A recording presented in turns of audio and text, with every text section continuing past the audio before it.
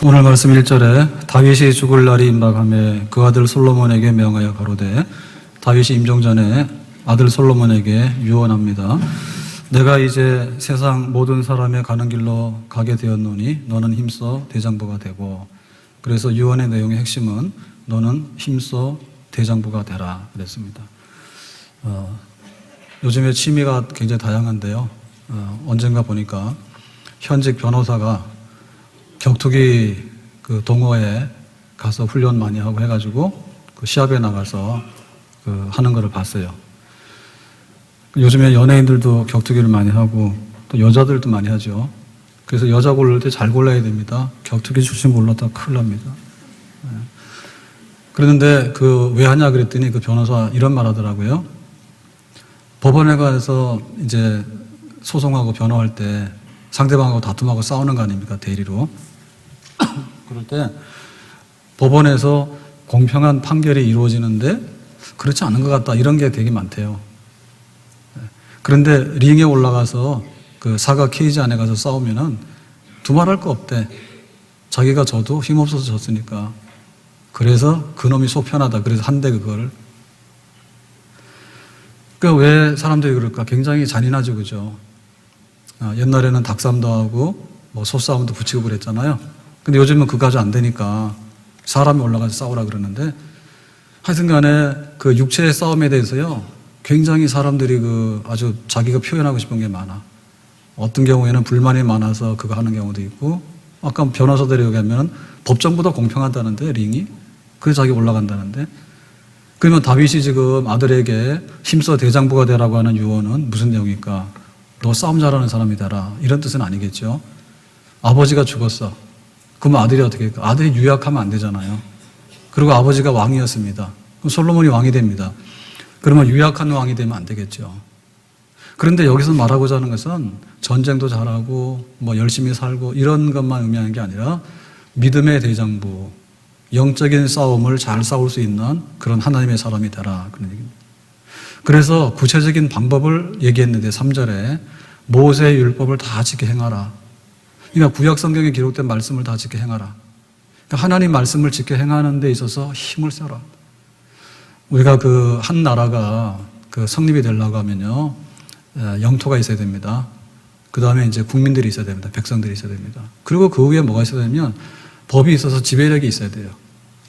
그러니까 실제 독도가 우리 땅이냐 할 때 그 물리적으로 독도라고 하는 섬이 물 밖으로 나와 있어야 되죠. 네? 그런데 거기가 또 사람이 또 살아야 되죠. 무인도면 좀 곤란하죠, 그죠? 사람이 산다음에. 사실 거기에 이제 대한민국의 깃발을 꽂고 거기에 대한민국 법이라고 하는 것이 실효가 돼야지 그게 우리 땅이 확실한 거예요. 그러니까 법이라고 하는 것은 하나님의 왕입니다. 하나님의 왕국의 백성으로 살고 있습니다. 다윗도 그러고 솔로몬도 그러고. 그럴 때 하나님의 백성답게 산다고 하는 것은 뭐냐면 하나님 나라 헌법에 충성하는 것이 그 백성답게 사는 거예요. 그러니까 하나님께서 그걸 요구하시는 거예요. 우리나라가 그 일제 그 압제에서 8.15 광복을 해서 이제 해방이 됐습니다. 그럴 때 제일 먼저 한 게 뭔가 하면 우리나라를 새로 출발하려고 하면 헌법이 있어야 돼요. 그래서 헌법을 가지고서 그 다음에 이제 하위 법들을 만들고 그 다음에 이제 행정을 집행을 하게 되고 이제 모든 게 이제 이루어지게 되는 거죠. 법이 없으면 우리나라 없는 겁니다. 그러니까 우리가 좋은 나라가 된다라고 하는 얘기는 좋은 법을 세워라. 국회에서 좀 좋은 법을 세워라. 그리고 그 좋은 법이 행정적으로 잘 실현이 돼야 되는 거고, 그리고 그 법이 이제 오해가 될 때는 사법부에서 법을 해석을 해서 뭐가 옳은가를 가르쳐줘야 돼요. 그 핵심은 법입니다, 법. 법으로 나라가 다스리고 거기에 충성하게 되면 거기에는 좋은 나라가 있게 되는 거죠. 세조가 그 단종을 유배해가지고 폐위시키고 자기가 이제 왕이 됐는데 그게 이제 말하자면 좀 불법이잖아요. 삼촌이 조카를 쫓아내가지고 왕이 됐으니까. 근데 이제 세조가 한 일 중에서 경국대전을 완성했다. 조선의 법을 완성했다. 근데 조선이라는 나라가 500년을 갔는데 굉장히 오래 간 겁니다.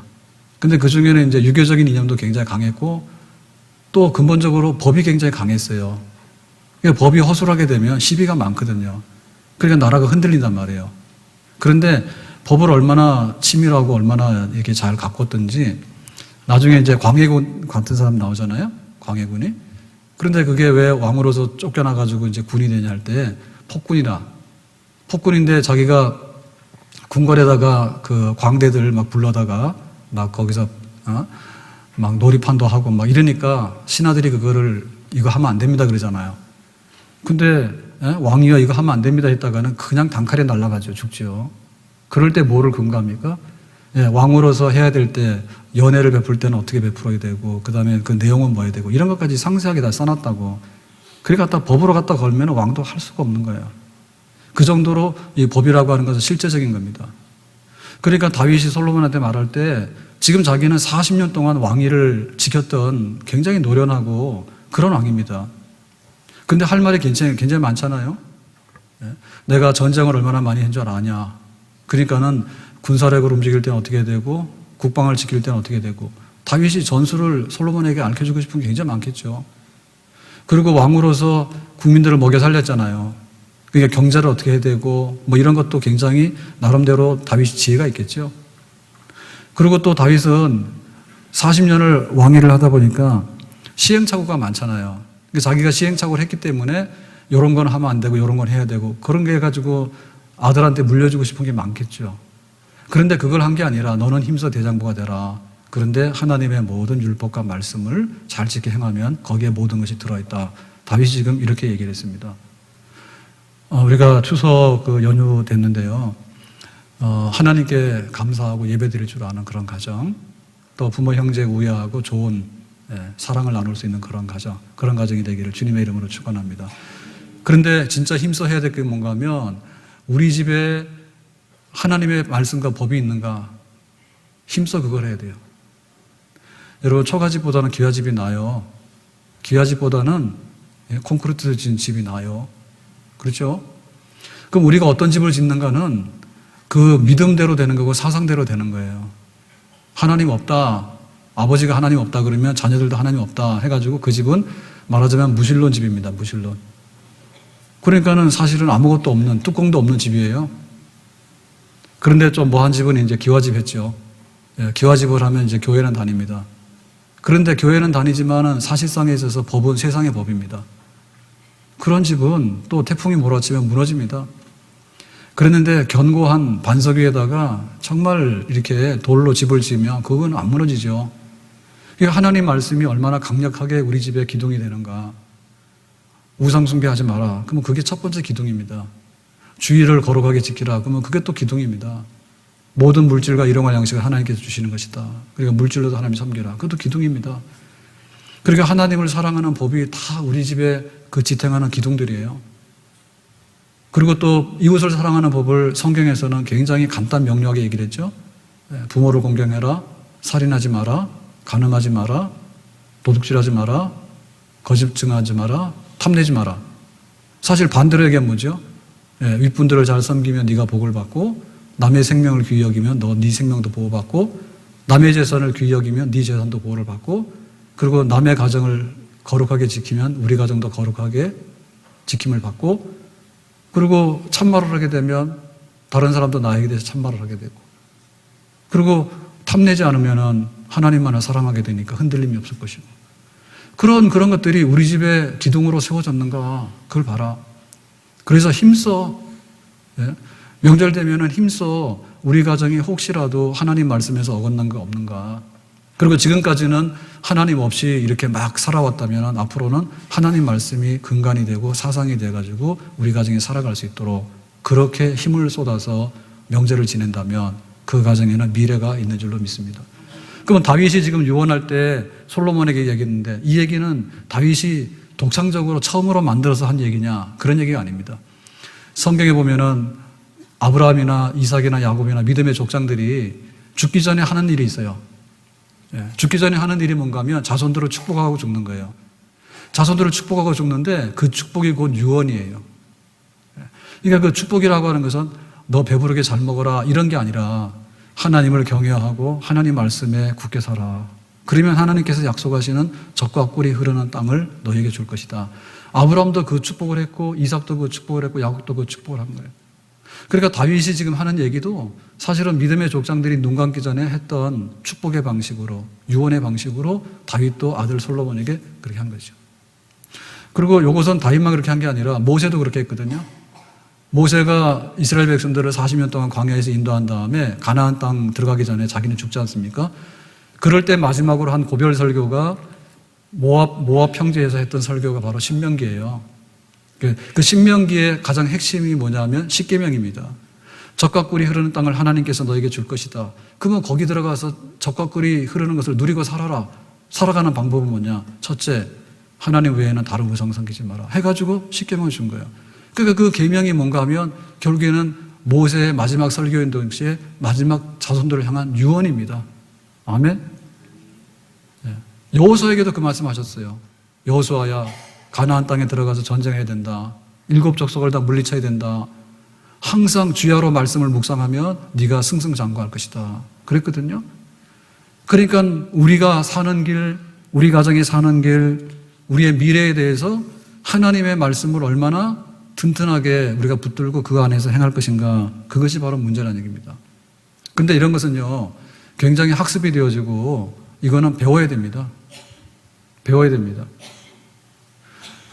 우리 엄마들이 자녀들에 대해서 굉장히 관심이 많은데요. 젊은 엄마들 얘기 좀 할게요. 공원 가다 보면은 일산에 공원이 너무 좋잖아요.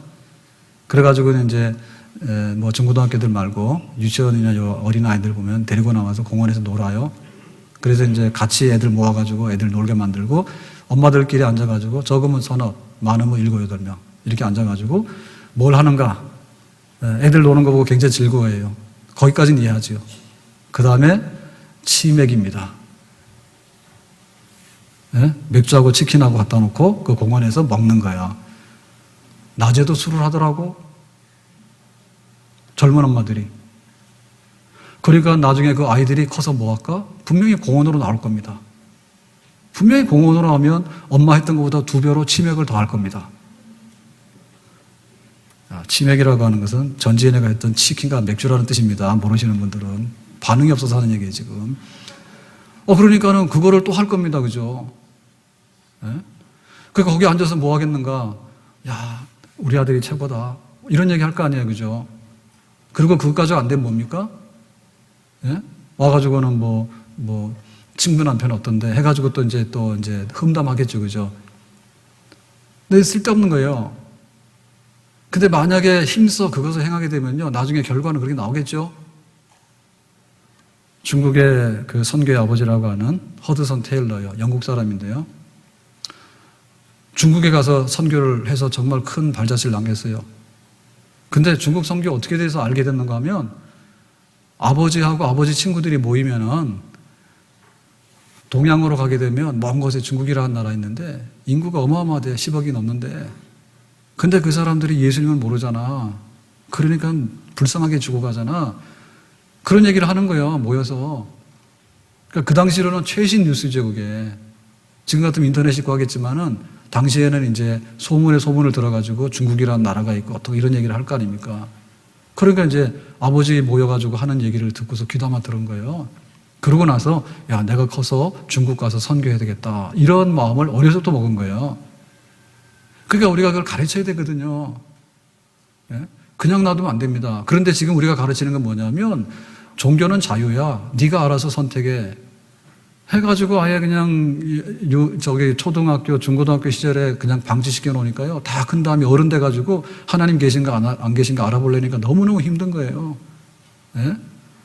한국 사람이 젓가락질 하는데 어려서 하면 굉장히 배우고 싶잖아요. 근데 나이 30을 넘어가지고도 한국 사람이지 젓가락질 해봐라 그러면 우리가 외국 사람 똑같아요. 그렇기 때문에 우리가 어떻게 힘써 대장부가 되라고 하는 말씀을 가르칠 것인가라고 하는 것이 굉장히 중요합니다. 모니카가 어거스틴의 어머니 모니카가 이제 어거스틴이 이제 회심하지 않습니까? 그래서 성자라고 하는 어거스틴은 초대교회에서 중세교회로 넘어가는데 이 중간다리가 됐던, 그러니까 초대교회의 신학을 집대성하고 교회를 중세시대로 넘기는데 위대한 신학자고 또 경건한 목회자고 그렇죠, 그죠? 근데 어머니 모니카가 굉장히 기도 많이 해서 아들이 변했다라고 하는 얘기 다 알고 계시잖아요. 그런데 모니카가 얼마나 집요한가 하면요, 어거스틴이 잘났단 말이에요. 그래가지고는 이제 유학을 시켰더니 그 당시에는 아프리카에서 최고 도시가 카르타고입니다. 그리고 전 세계적으로 볼 때 로마가 제일 큰 도시고 그 다음이 카르타고예요. 근데 그 카르타고 가가지고 공부하면서 10대 때 동거해가지고 17살인가 18살 때 사생활을 낳았어. 그러니까 어머니가 소식을 듣잖아요. 그러고는 기도를 하죠, 그죠? 너무너무 속상해가지고 가가지고 지금 말하면 교회 그 목사님 찾아간 겁니다. 주교를 찾아가지고 어떻게 하면 좋냐 그랬더니 눈물로 자식을 위해서 기도하는 어머니가 있다면 그 자식은 안 망한다. 그래가지고는 이제 그 말씀 붙들고 또 계속 기도를 하는 거예요. 그러니까 이제 아들이 나중에 이제 로마로 가지 않습니까? 그리고 나중에 밀란으로 가거든요. 그런데 그 어거스틴이 어머니가 모니카가 포기 안 해요. 그래서 아들을 따라가는 거예요. 밀라노까지 찾아가는 거예요. 그래가지고는 어거스틴이 회심하는데 30이 넘어서 회심했어요. 그러면 그 어머니가 10대 때 사생활을 낳은 그 아들을 포기하지 않고 위에서 다 기도하고 그리고 네가 회개하고 돌아와야 된다고 그러고는 그 동거하는 여자가 결혼 안 했지만은 동거를 계속 했단 말입니다. 그러니까 동거하는 여자는 불법이니까 내보내라고 해가지고는 어머니가 계속해서 기도하면서 그 어거스틴한테 가르쳐요. 그래서 이제 하나님께서 은혜 가운데 어거스틴이 30이 넘어가지고 회심하고 다 청산하고 이제 고향으로 돌아오는 그런 역사가 있는 거거든요. 그러니까 우리가 가르쳐야 되는데 그 가르치는 분량이 힘써 대장부가 되라. 여기에다 표현되어 있는 겁니다. 여러분, 한 사람의 개인의 인생이라는 것은요, 이게 뭐 하루아침에 로또가 아닙니다. 예? 우리가 마음에 생각하는 것들이 행동으로 나오게 되는 거고요. 행동이 모이면 습관이 되는 거예요. 그리고 습관이 되면 그 사람이 성공이라고 하는 열매를 가져오는 거예요. 그리고 그 좋은 성공의 내용이라고 한다면요, 그것이 상당히 오래도록 지속이 돼요. 어느 날 가다가 횡재해서 되는 거는 없어요. 한 가정이 어떻게 해서 좋은 가정으로 쓰느냐. 그거는 그 가정이 어떠한 생각을 가지고 어떤 행동을 해가지고 가족 식구들이 그거를 우리 때도 하고 2대 때도 하고 3대 때도 하고 하는가에 따라서 그 가정의 크기와 넓이와 깊이가 달라지는 줄로 믿습니다. 우리나라가 경제적으로 좀 잘 살게 됐죠. 그랬더니 부정적인 것도 많이 나와요. 그래서 한때는 뭐 외국에 기생관광 간다고, 예? 그러고 막 가고, 뭐 보신관광 간다 가고, 가가지고는 막 범법행위해가지고 잡혀오고 막. 그러면은 그게 나라 망신이거든요. 그러니까 하나의 그 가정도 그렇고 국가도 그렇고요. 기초가 없으면요, 그게 오래 못 갑니다. 그러면 그 가정에 우리 가훈이 뭐냐라고 할 때 가훈이 뭡니까? 경주 최씨 만석군 부잣집에 300년 동안의 그 부의 비밀이 뭔가. 그래서 그 논문 해가지고 연구하고 나서 책으로 낸 게 있는데요. 거기 보니까 경주 최씨 집에 가훈이 6가지가 있는데요. 줄여가지고 가훈이 6가지가 있는 첫째가 이런 겁니다. 과거는 보되 진사 이상 하지 마라. 자, 이 집은 만석군이에요. 굉장히 부자예요. 우리로 말하면 지금 재벌입니다. 그런데 과거는 보라. 과거는 뭐냐면 공부하는 거거든요. 그러니까 지금 우리가 수능이라든지 굉장히 학구열이 굉장히 뛰어나다잖아요. 우리나라 사람들이. 근데 조선시대 때는 더 했답니다. 인구 대비로 보면은. 그래가지고 그 과거의 장원급제 그러면은 우리로 말하면 최상의 1등은 전국 수석한 것이고요. 등급이 쫙 있는데 진사 그러면은 이게 높은 계급이 아니에요. 그러니까는 경제의 부자가 됐으면 정치하는 데 가서 기웃거리지 마라. 돈 많으니까 정치도 해봐야 되겠다. 취미 삼아서 했다가는 패가망신한다 그러죠. 그러니까 공부하는 거에 대해서는 글을 읽어라. 그렇지만은 전문적인 정치인이 된다든지 자기 영역이 아닌 데 가가지고 끼웃거리다가 집안을 망가뜨리는 일을 없도록 해라. 해가지고 거기다 집안에 정한 거예요. 공부해라. 과거는 보되 진사 이상 하지 마라. 더 이상 해. 두 번째는 재산은 만석 이상 하지 마라 했어요. 그러니까 우리는 지금 목표가 있으면요. 무한대입니다. 무한대. 그러니까 사람들이 과로해서 죽는 거예요. 뭐든지 무한대요. 예? 재벌이 망하는 이유도 그래서 망합니다. 더 하다 보니까 사실은 또 넘어지게 되고 이런 게 많거든요. 그러니까 이 집의 가훈은 만석 이상 안 하는 거예요. 그러니까 아무리 부에 대한 욕심이 있다 하더라도 더 이상은 절제하지 더 이상 안 한다 얘기죠. 예, 그러니까 300년이 간 거죠. 세 번째는 뭐냐면 나그네를 후하게 대접한다 했어요. 굉장히 인색하고 아주 소문이 나쁘게 나면 그 집은 안 되는 집안이야. 그러니까 손님 대접은 굉장히 융숭하고 후하게 해라. 그게 그 집안의 가훈이에요. 네 번째는 흉년의 때에는 땅을 사지 말라요. 100원짜리 땅이 흉년이 되면요 10원도 됩니다. 먹고 살기 어려우니까. 그게 이제 불공정 거래가 이루어지죠. 그죠? 상대방 약점 이용해서. 우리나라도 IMF 때 굉장히 많이 당했어요. 우리가 외환 보유고가 없기 때문에 그냥 헐값에 막 기업 처분하고 막 그 맞추려 해가지고요. 그러니까는 이게 그 윤리적인 부예요. 예, 부를 축적하더라도 윤리적으로 해야 되지 타당치 않게 부당거래하거나 불법으로 뭔가를 얻으려고 하지 말아. 다섯 번째는 며느리가 시집을 오면 3년 동안에는 무명옷을 입으라 했어요. 부잣집에 옷이 많잖아요. 근데 3년 동안 무명옷을 입혀. 그래가지고 아예 부잣집이 아닌 것처럼 아주 뼛속에 들어가는 거예요. 근검저약 검소한 것이. 그러니까 이게 집안이 오래도록 유지하게 되는 거죠. 만약에 사치하고 낭비하고 허랑방탕하고 하다 보면 1세대 때는 안 망합니다. 그런데 3세대, 4세대 내려가면요. 어디까지 가는지 모르거든요. 검소해라. 그 다음 여섯 번째는 뭐냐면 사방백리 안에 굶어 죽는 사람이 없도록 해라. 해가지고 기근의 때가 오면 무조건 창구 열어라. 사실 굉장히 지혜로운 겁니다. 만약에 기근의 때가 와가지고 사람들이 막 아사하고 있는데 자기네 집 창구문을 닫고 있으면 폭동이 일어나죠. 그러니까는 창구 열어라. 그렇게 되다 보니까 이 집에 만석군 집이 300년 갔다는데 근거가 있는 거죠. 그러니까는 우리가 보면은 오늘 하루를 살아가는 데는 그냥 대충 살아가도 표시가 없습니다. 근데 1년을 살아가다 보면 삐딱기를 많이 가게 돼요. 목표가 없으면. 그리고 우리 한 가정이 평생도록 살아가는데 가훈이 없으면요. 있는 집이 훨씬 나아요. 네? 더군다나 잔실수는 우리가 해도 별로 타격이 없습니다. 그런데 큰 실수를 하게 되거든요. 가훈이 없게 되면 큰 실수를 하게 돼요.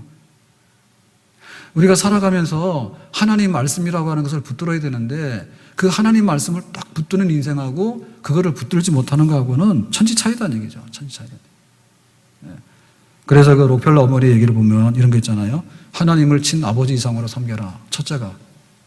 만약에 우리 집에 그것이 가훈이 된다면 그 집은 하나님께서 당신의 자녀들을 다 책임지는 가정이 될 수 있는 줄 믿습니다. 하나님을 아버지 이상으로 섬기라. 얼마나 멋있어요. 우리 육신의 부모는 사라집니다. 육신의 부모가 힘을 다하면요, 나중에 자식을 포기하는 수밖에 없어요. 네? 사자가 늙으면은 쫓겨나서 나중에 굶어 죽잖아요. 숫사자가. 하나님 아버지를 모시는 가정 얼마나 귀한가. 그래서 오늘 집에 가서 그걸 해야 됩니다. 우리 집에 하나님을 아버지로 모시자 선포하세요. 훨씬 명예로운 거예요. 네? 두 번째로는 목사님을 하나님 다음으로 섬기라. 영적 지도자가 없으면 우리가 어디를 보고 갑니까? 영적 지도자가 없으면 우리가 어디를 보고 가요? 학교가 선생님이 있으니까 그래도 학생으로 배우는 거고요. 교회가 없으면 어디로 가면 교회가? 예배 드릴 때는 항상 앞자리에 앉아라. 이게 어마어마한 차이입니다. 예배를 드리다 말았다 하는 거하고 예배를 늘 드리는 거하고 다르고요. 주일 성수하는 다르고요. 주일 성수하더라도 앞자리에 와서 앉아라. 준비하고 와서. 그러면 진짜 예배가 됩니다. 근데 구경하면요, 마귀들이 많이 틈을 타요. 그리고 은혜가 안 돼요. 그게 하루 이틀 쌓이다 보면 뭐냐면 결국에 사람이 변질하는 거예요. 그러면 그 가정이 삐딱한 길로 가서 바람 한 번 불면 넘어질 수밖에 없는 거죠. 아무에게도 원수 만들지 마라. 그리고 아침에 일어나면 기도할 것이고 묵상할 것이고 저녁이 되면 하루 동안에 반성해서 기도하고 자라. 만약에 가정에 그것 하나라도 실천이 되어진다면 근심 걱정이 들어왔다가도 도망가는 하나님께서 평안을 주시고 지켜주시는 그런 복 있는 가정이 될 수 있는 줄로 믿습니다. 그러니까 우리는 가정 그러면 돈 벌어와서 우리가 평수 넓히면 된다 생각하거든요. 결코 그런 게 아니에요. 지금 못 산다고 하는 우리의 아우성이 결국에 그 문제입니까? 그런 게 아니에요. 부부간에 순결해라. 모든 식구들이 하나님을 경외하면서 예배드리라. 우리 한국 사람 중에 미국 가서 이민 가가지고 2세대 중에서요, 제일 잘된 집이 그 고씨 패밀리예요. 어머니가 그 전혜성 박사, 자녀 6명이 다 박사고 뭐 그 집 알잖아요. 고정주, 고공주 그러는데 이 집에 그 미국의 보건, 매사추세츠 그 보건 장관이 되고 또 뭐 로스쿨 예일 대학의 학장이 되고 차관보가 되고 유명한 집안이에요. 근데 그 어머니가 뭐라고 했는가 하면 주일날 식구들이 다 모이면요, 같이 가서 예배를 드리고 그 다음에 예배 마치고 돌아오는 길에 차 안에서 오늘 예배가 어땠고 하나님 말씀 보고 그런 얘기를 막 한대. 그리고 이제 집에 오면은 함께 식사를 하는 거야. 식사를 하면서 같이 하나님 말씀 나누고 기도하고, 그게 그 집 잘 되는 제일 핵심 비결입니다. 아멘? 우리 가족을 하나로 모을 수 있는 것은 아무것도 없어요. 하나님 앞에 예배드리러 가는 것만큼 우리 가정이 행복한 게 없어요. 근데 사실은 명문 가정이 되는 길이 그건데 그걸 안 한단 말이죠. 그리고 와서 하나님 말씀대로 우리가 살자, 그리고 하나님 앞에 기도하자라고 하는 것만큼 그 가정에 부유한 다른 비밀이 없다고. 오늘 추석인데 집에 가서 그래야 됩니다. 저도 할아버지 소리 들어봤어요. 그래서 그 다음부터 하지 말아 했는데, 어디를 보니까 할아버지요? 지금 여기 할아버지 되신 분도 굉장히 많을 텐데요. 할아버지, 할머니, 오늘 가서 그래야 됩니다. 식구들 다 불러 모아야 됩니다. 명절이니까 뭐 하나든 둘이든 다 있을 거 아닙니까? 그 다음에 뭐 해야 되냐면, 그거 하세요. 하나님을 아버지, 친아버지 이상으로 섬길 것이고, 너희들이 교회를 정해서 잘 섬길 것이고, 예배는 앞자리에 와서 앉을 것이고, 눈 뜨면 기도할 것이고, 잠잘 때는 회개하고 하루를 정리할 것이고, 오른쪽 주머니는 11조 할 것이고, 원수 만들지 말 것이고, 그걸 하세요. 그러면 진짜 할아버지, 할머니 되는 거예요. 그거 하고 와서 교회에서 인증받아 가세요. 그러니까 집안에 할아버지, 할머니 없는 거예요. 백발은 노인의 면류관이라 했거든요. 그런데 하나님의 이름으로 그렇게 해서 하나님 말씀대로 이렇게 사는 가정이 되더라 하면은 정말 위대한 조상입니다. 훌륭한 부모입니다. 우리 아버지, 어머니들도 다 마찬가지예요. 우리 아이들이 유치원 다니더라도 그렇게 해야 됩니다. 예? 애들이 지금 보면요, 제가 몇 번 말씀드렸는데요, 지금은 대부분의 경우는 자기 개성이 굉장히 강하고 표현을 잘하잖아요. 그 흔히 개인기라 하잖아요. 이게 유치원 아이들도 잘한단 말이에요. 유치원 아이들이 와서 발표하는 걸 봤는데 보니까 주로 흐름이 뭔가 하면 섹시 코드요. 그 아이들이 옛날에는 할 때 뭐 이렇게 동화하고 이렇게 율동하고 했을 때 아이답게 했잖아요. 근데 요즘 아이들은 연예인들 뺨칩니다. 유치원 아이들도 그렇게 해요. 노래도 보통 노래를 안 해요. 춤도 보통 춤이 아니에요. 얼마나 사춘기가 빨라서 그런지 과성숙해서 그런지 모르겠는데 하여튼 간에 유치원부터 하는 게 다 그렇게 하는 거예요. 봤더니요, 고등학생들도 마찬가지예요. 고등학생들도 여기 뭐 동관에 이런 데 와서 뭐 학교 무슨 발표하잖아요. 등치만 컸지요. 똑같이 섹시 코드요. 그래서 안 빌려줘요. 뭐 별로 가치 없겠더라고 와서 하는데. 옛날에는 뭐였을까, 막 문학의 밤 이런 거 해가지고 좀 진지했잖아요. 따라 할 것 없어. 춤이든 노래든 뭐든 와서 한번 보면 다 그런 거야. 그냥 막 이렇게 뭐 보여주는 건데 뭐 이상하게 그런 보여주는 위주로. 그러니까는 부모님이 계시면 이렇게 해야 되고 할아버지, 할머니 되면 그래야 돼요. 다 와라. 그러고는 좀 기도를 하세요. 기도를. 예? 기도를 하는데 아유 내가 기도 못한다고. 제가 알려드릴게요. 십계명 갖다 펴놓고 암기하지 못하시면 이러세요.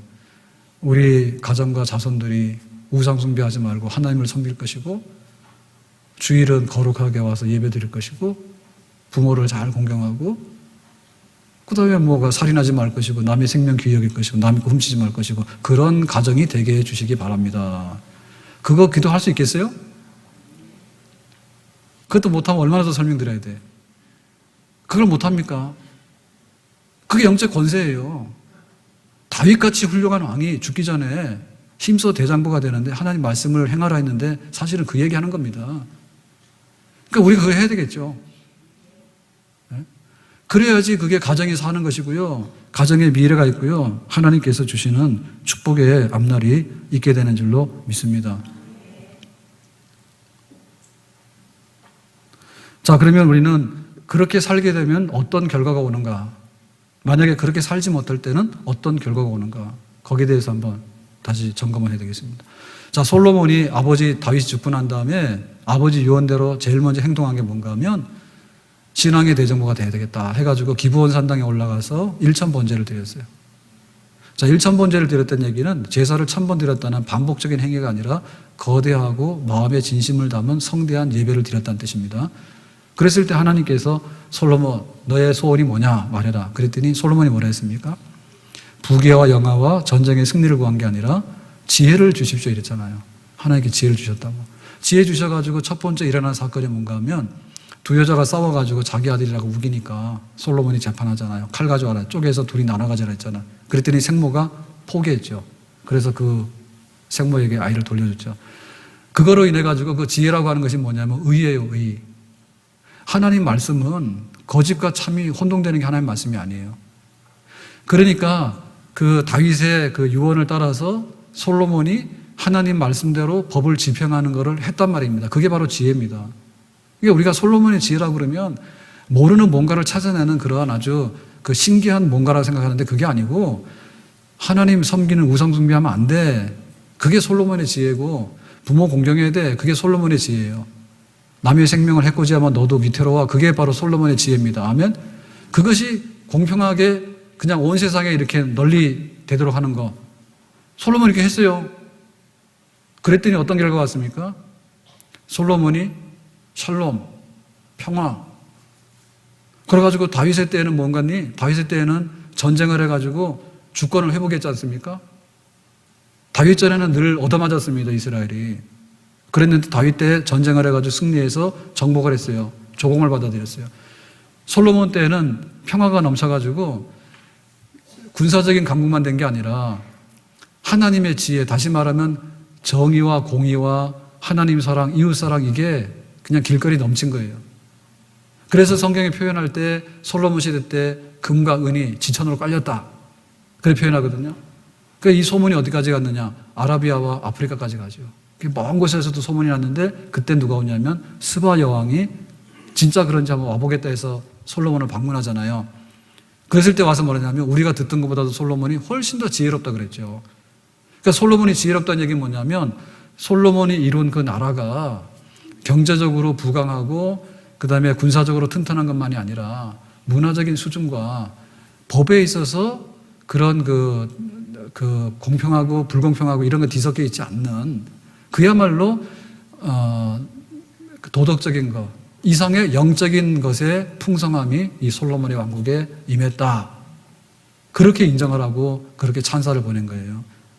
그러니까 우리가 하나님 말씀대로 집을 짓고 하나님 말씀대로 가정을 이루어서 살게 되면 하나님께서 정말 아름다운 집을 지어서 거기에 행복하게 살 수 있는 그런 축복을 우리 가정에 베풀어 주시는 줄로 믿습니다. 아멘? 근데 솔로몬이 나중에 마음이 바뀌었죠. 나중에 마음이 바뀌어가지고 하나님 말씀대로 사는 것보다도 어떤 생각을 했냐면 처와첩을 많이 뒀어요. 정략 결혼해가지고 우리가 아는 대로. 그랬는데 보니까 처와첩이 얼마라고? 1000명. 그러니까 그 외국에 있는 그 공주들을 막 데리고 와서 그냥 이렇게 외교적으로 이런 혼인관계를 맺고 이렇게 하다 보니까 이제 국제화돼가지고 세계화는 됐어요.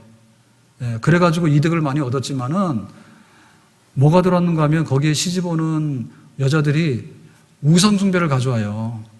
자기가 태양신을 섬기는 사람은 태양신을 가져오게 되고 뭐 바알신을 섬기는 사람은 바알신 가져오게 되고 온갖 우상들을 가져오게 되죠. 그러니까 어떤 일이 벌어졌는가 하면 힘써 대장부가 되는데 하나님 말씀대로 살아라. 하나님 말씀의 첫 번째가 우상 숭배하지 말라는 거예요. 근데 솔로몬 때 결국에 그런 일을 하다 보니까 지금 예루살렘과 이스라엘이 우상 박람회장이 됐다고요. 결과적으로 볼 때. 그러니까는 정면으로 하나님 말씀대로 사는 것을 솔로몬이 어기게 된 거죠. 그 다음에 어떤 일이 벌어졌습니까? 와가지고는 이제 시집 올 때 많은 걸 가져왔겠죠. 그리고 이제 외교 관계가 있고 이런 그 무역 관계가 있으니까는 경제적으로 이득은 받겠죠.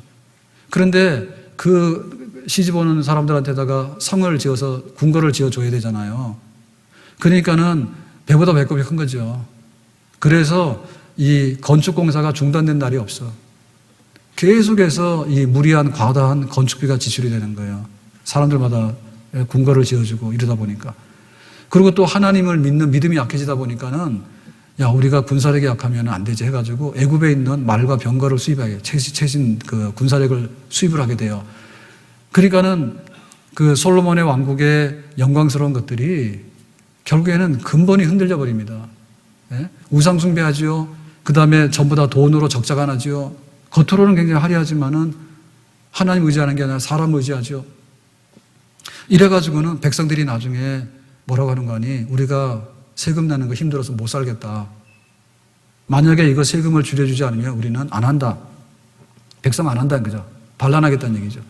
그래서 솔로몬 죽고 나서 르호보암 때 북이스라엘 10지파들이 독립에 나가버려요. 못 살겠다 이 나라.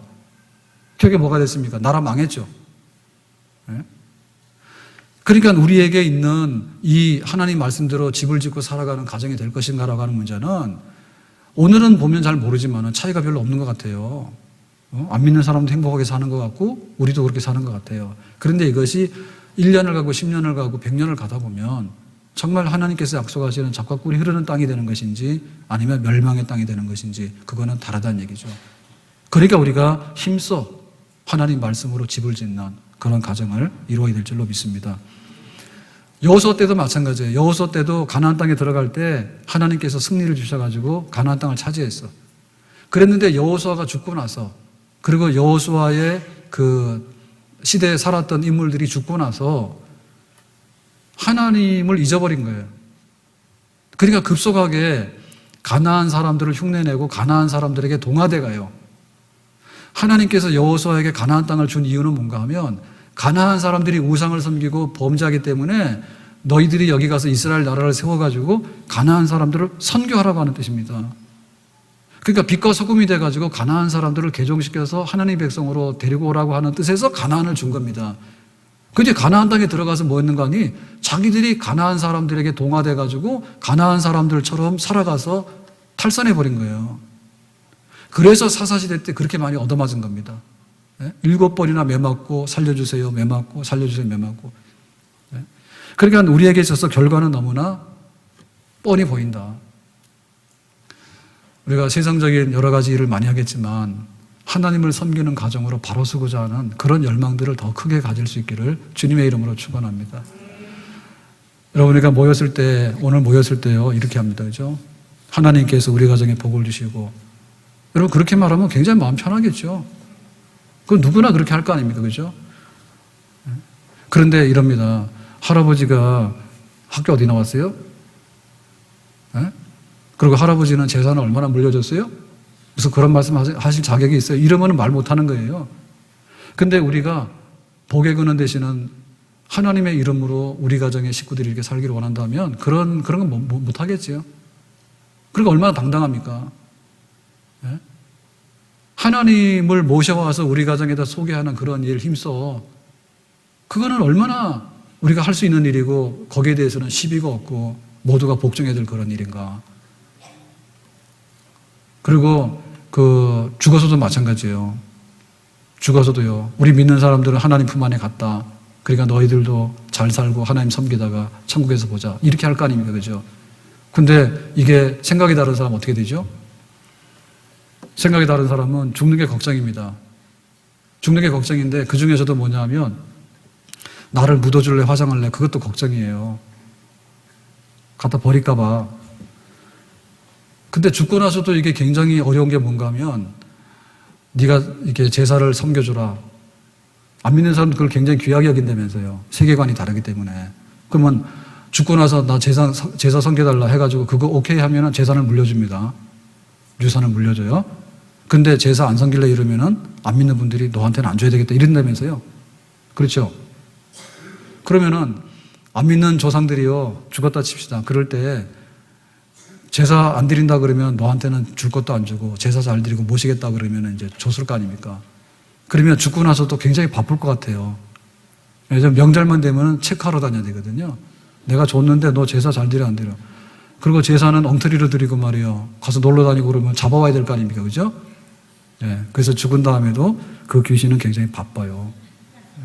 예. 네가 이렇게 섬기기 때문에 내가 귀신이 돼서 너 잡아갈 거다. 그런 거 하러 다녀야 된다고.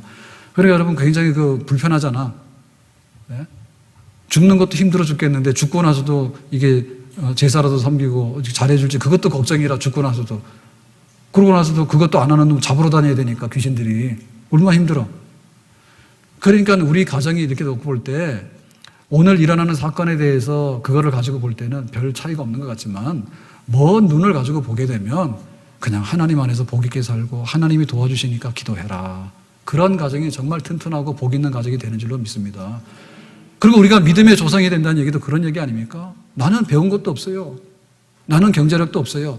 그렇지만은 너희에게 가난을 물려주지 않을 거다. 하나님께서 너희들을 지킬 것이고 하나님께서 보다 나은 가정을 만들어 주실 것이니까 나는 부족했지만은 하나님께서 너희들과 함께 하셔서 영원토록 함께 하실 것이라는 그런 기도와 그런 유언은 우리 믿음의 조상들이 다 할 수 있는 줄로 믿습니다. 그렇게 해서 한 대, 두 대, 세 대가 가게 될 때 그 가정이 믿음의 반석에 서게 되는 명문 가정이 되는 줄로 믿습니다. 기도합시다. 하나님 아버지, 오늘 주신 말씀대로 우리가 하나님을 섬길 때